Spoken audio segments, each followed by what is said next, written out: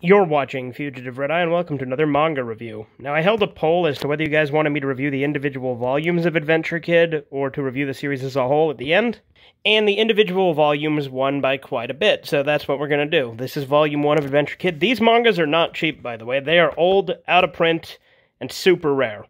And ironically, Volume 1, I think, is the rarest one of the bunch. There's 4 total volumes, so we're reviewing Volume 1 today. I have reviewed the anime as well, back in the day. By back in the day, I mean like 2 years ago.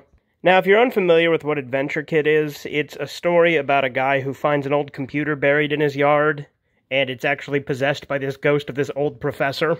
Now, so far, his revenge story is a little bit different in this. I don't know if it's going to change in the later volumes, because in the anime, he got cucked by a bunch of Nazi soldiers, and that's what turned him into the computer ghost. But in this, he was just buried alive in the computer. Now, this volume ends after he gets pulled back out of the computer into his house, so it starts with him finding the computer, getting sucked into it, going into the World War II game, although he didn't stay in the World War II game for very long. He had his friends going with him who were a bunch of thugs who had a car. I don't remember them from the anime, but it's been a while since I've seen it, so they very well could have been in it. But yeah, there's his thug friends who got brought into it with him, and it was a Nazi zombie game they got brought into called War of the Living Dead. The zombies are pretty cool. It didn't have the zombie gangbang in this like it did in the anime. Maybe that's later, but it didn't have that in this as far as I can remember from reading it, because I read the first couple chapters a few months back, and then I finished reading the rest of it today.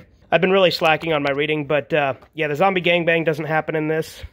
Because the zombies don't actually show up until later in this volume, and they're soldiers at first that the thugs are fighting, using fireworks they take from them, which again, I don't remember happening in the anime, so I don't think that got adapted. His dad's also a lot more prominent in this than I remember him being in the anime. I don't even remember if he was in the anime, but in the manga, his dad, like, manipulates this nurse into having sex with him because he talks about how sad it is to be a single father and how it's so hard for him to raise the boy. Then, of course, after the Nazi zombie game they get sucked into, the main character, Kazu, and his girlfriend, Midori, get taken into hell, which in the anime they didn't really explain if it was real hell or video game hell. Whereas in this manga, they actually make it pretty clear that it's the gaming world.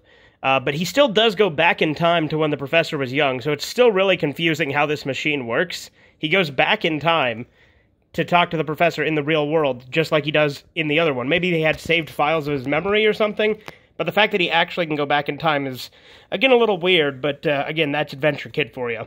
It also has the ogre that gets shrunken down and becomes part of their team at the end of this volume.